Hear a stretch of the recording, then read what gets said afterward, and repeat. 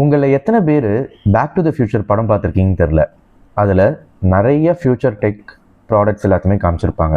அதில் வர one of the ப்ராடக்டை ஒரு கம்பெனி ரியல் வேர்ல்டு யூஸபிளுக்காக மாற்றிருக்காங்க. அது என்னன்றதை இந்த வீடியோவில் பார்ப்போம். 100 days of unique branding campaigns and this is day 11. Back to the future அப்படின்ற ஒரு படம் இருக்குது. அந்த படத்தில் நிறைய ஃப்யூச்சர் டெக் ப்ராடக்ட்ஸ் எல்லாத்தையுமே காமிச்சிருப்பாங்க.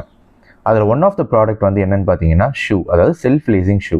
அந்த செல்ஃப் லேசிங் ஷூவை இங்கே ஒரு கம்பெனி ரியல் லைஃப்க்கு யூஸ் பண்ணுற மாதிரி மாற்றிருக்காங்க. அந்த மூவிலேருந்து இன்ஸ்பிரேஷனாக எடுத்து அந்த ஒரு ப்ராடக்டை பண்ணது வேறு யாரும் கிடையாது, நைக்கி. அந்த செல்ஃப் லேசிங் ஷூவை ரியல் லைஃப்பில் நம்ம யூஸ் பண்ணுற மாதிரியே மாற்றிட்டாங்க. அண்ட் அந்த ப்ராடக்ட் பேர் Nike Mag. Back to the future அந்த டைமில் ரிலீஸ் ஆனப்போ ரொம்ப பெரிய ஃபேமஸான ஒரு மூவியாக இருந்துச்சு.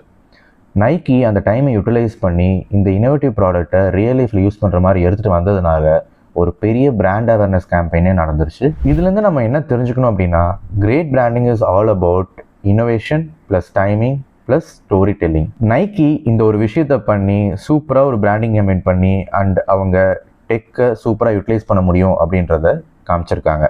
இந்த மாதிரி இன்ட்ரெஸ்டிங் மார்க்கெட்டிங் ஒரு பிராண்டிங் கேம்பெயின்ஸ் பற்றி தெரியணும்னா என்னோட பேஜை ஃபாலோ பண்ணிக்கோங்க.